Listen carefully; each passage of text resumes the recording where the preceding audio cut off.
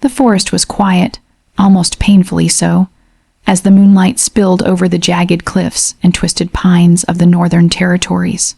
Every leaf shimmered like silver, every shadow seemed alive, moving with its own secret agenda, and in the midst of it, Seleni walked. Silently, footsteps whispering over moss and fallen leaves, her dark hair catching glints of moonlight like strands of obsidian fire. The pack's territory lay behind her, vast and familiar, yet now suffocating. She had once called it home, had once felt the rhythm of the pack in her veins. But tonight, it felt like a cage. She glanced over her shoulder, the moon reflecting in her eyes, and for a moment she thought she saw him. Kale, the Alpha King. Strong, commanding, dangerous, his presence was a shadow, lingering even when unseen, but she didn't look back. She couldn't inside the Alpha's den. Kale sensed it before anyone dared to speak. Wolves do not need eyes to feel betrayal. They feel the absence, the heartbeat that once belonged to them now pulling away. His wolf stirred, muscles coiling, instincts flaring. Something was missing, something vital. Kale rose from the obsidian stone throne that crowned the cavern, the air thick with the scent of pine, blood, and tension. His wolf's howl rose from deep in his chest, low, guttural, and trembling with regret. The sound echoed through the mountains, sharp and haunting. Every member of the pack froze, knowing what it meant. Seleni was gone. She hadn't run, not in fear. She had left with purpose, leaving a folded note by the riverbank where he usually waited at dusk. Her words had been few, but they cut deeper than any claw. "I cannot stay where love is demanded and not earned. Find me if you dare." Kale's hands clenched into fists, the stone beneath them cracking from the force of his anger and desperation. How had he let this happen? He had always been the Alpha, strong, untouchable, but somehow she had slipped through his grasp, silent and untamed.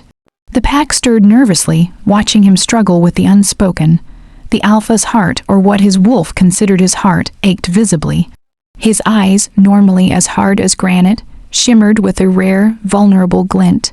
Kale had not known longing until this moment. Outside, the forest seemed to mourn with him. The wolves howled in response, a chorus of loss and confusion, but none matched the depth of Kale's cry. His wolf roamed the cliffs and valleys, calling for Seleni, its cries filled with guilt, regret, and an instinctive desire to reclaim what had been lost. And somewhere in the distance, Seleni paused. She had heard it, the howl that made her heart falter. The wolf she had loved, the Alpha she had feared and yet could not ignore.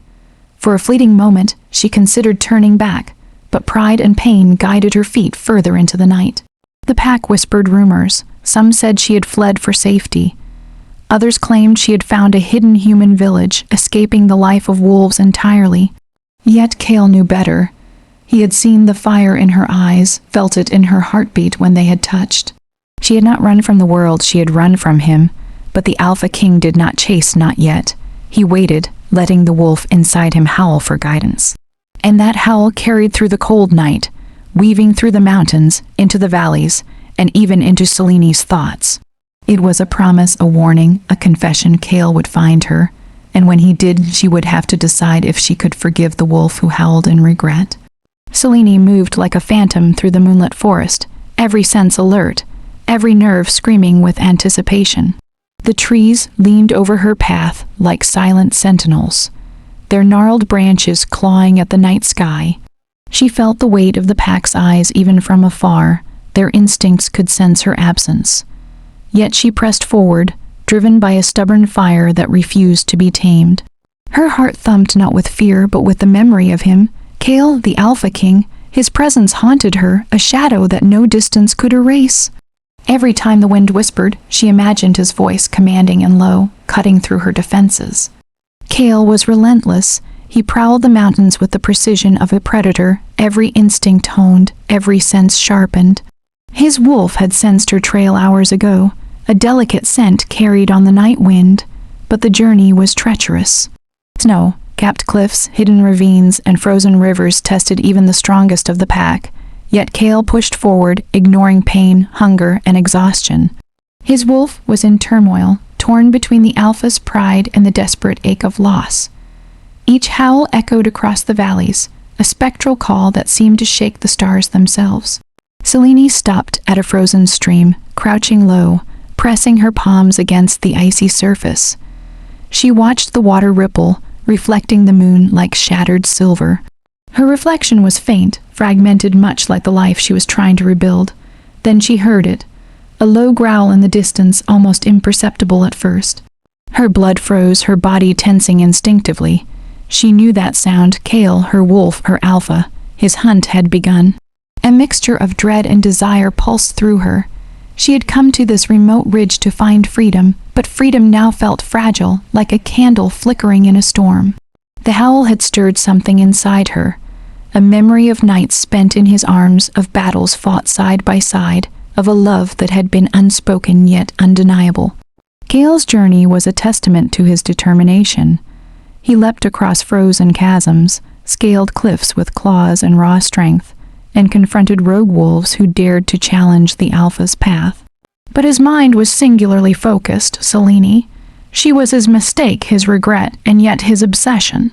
He paused atop a ridge, wind howling through his fur. His wolf's eyes glowed with feral intelligence, ears twitching at the faintest sound. Somewhere below, Seleni's trail glimmered, a faint scent of jasmine, pine, and something uniquely hers. His heart thudded in synchrony with the hunt. Seleni's solitude shattered when she stumbled upon a hidden valley, where moonlight revealed an abandoned wolf den.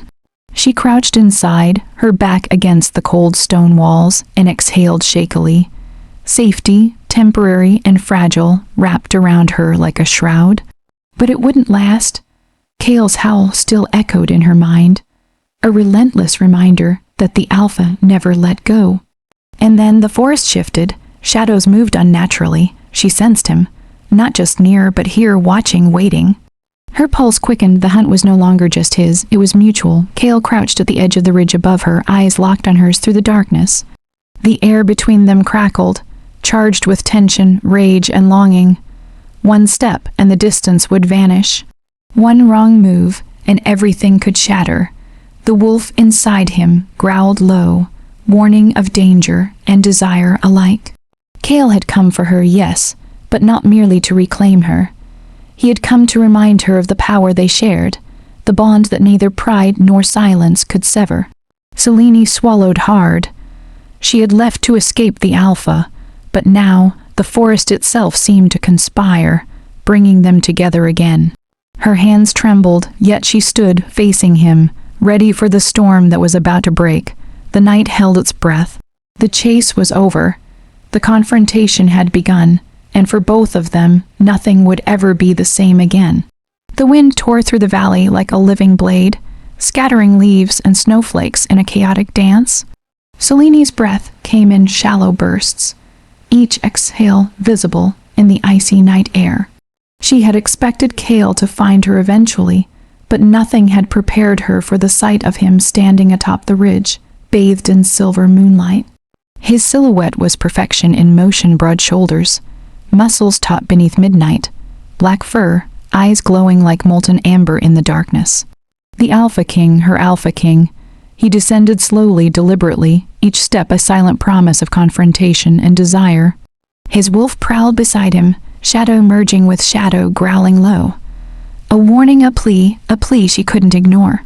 Seleni, his voice was a growl, low and dangerous, carrying over the valley like a storm warning. Why did you leave? Why? Why would you walk away from everything we shared? Her jaw tightened. She stood taller, forcing herself to meet his gaze. I didn't leave because I stopped caring, she said, voice trembling despite her effort. I left because I needed to know if I was loved for who I am or just because I belong to you. Kale's amber eyes darkened, a swirl of regret and fire. You think I don't care. You think I don't know the cost of losing you. Every night since you vanished, my wolf howled in torment. Every sunrise reminded me that the one I love walked away. Willingly, silently, Seleni's heart ached at his words, at the raw honesty hidden behind his anger. Then, why didn't you stop me? She whispered. Because I didn't know how. He admitted, stepping closer, the forest floor crunching under his boots. Because I was afraid that if I tried, you'd see me as weak. I let my pride keep me from the only thing that matters. The wind shifted, carrying the scent of their bond. Wolf and mate, Alpha and Omega, fire and shadow. Seleni's knees trembled, but she refused to kneel. Instead, she allowed herself a moment, inhaling the danger, the desire, the promise embedded in Kale's every movement. Suddenly, a rogue wolf emerged from the shadows, eyes glowing with malice, fangs bared. Seleni froze, but Kale reacted instantly. With a growl that shook the ground, he leapt, fangs sinking into the attacker, claws tearing through ice and earth. In moments, the rogue lay defeated and Kale's gaze returned to her. Feral, protective, unrelenting. "Do you see?" he said, voice hoarse. "No one will hurt you. No one will take you from me. You are mine, Seleni, always." Seleni's breath caught. Her pulse raced in tandem with the Alpha's, their energy entwining like twin flames. She wanted to step back, but every instinct screamed to close the distance, to feel the heat of him, the strength of him. Kale's hand reached out, slow, deliberate. "Seleni, let me make this right. Let me show you that love isn't just words. It's every heartbeat, every howl, every risk I take to keep you safe." Her hands hovered, trembling, over his. Time seemed to stop, the forest holding its breath as the bond between wolf and mate flared to life, incandescent and unstoppable.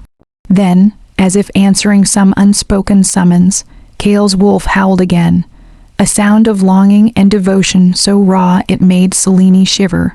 And for the first time since she left, she felt the pull, not fear, not doubt, but the undeniable force of destiny. The Alpha had come, the wolf had called, and the mate had returned. Seleni stepped forward, closing the distance between them. Kale's hands encircled her waist, pulling her close. Their foreheads touched, breaths mingling, hearts beating in chaotic harmony.